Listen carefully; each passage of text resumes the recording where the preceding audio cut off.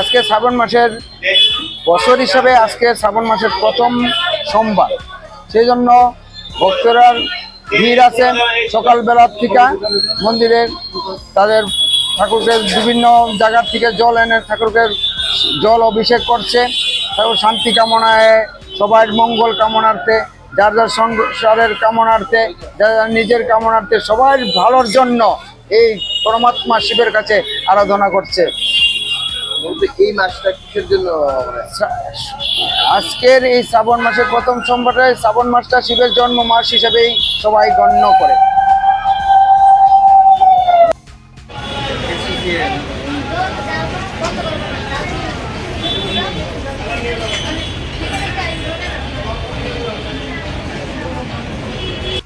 ओम त्र्यंबकं यजामहे सुगन्धिं पुष्टिवर्धनम् उर्वारुकमिव वन्दनान्द्रिकं मुक्तिमन्त्रं नमः शिवाय नमः शिवाय।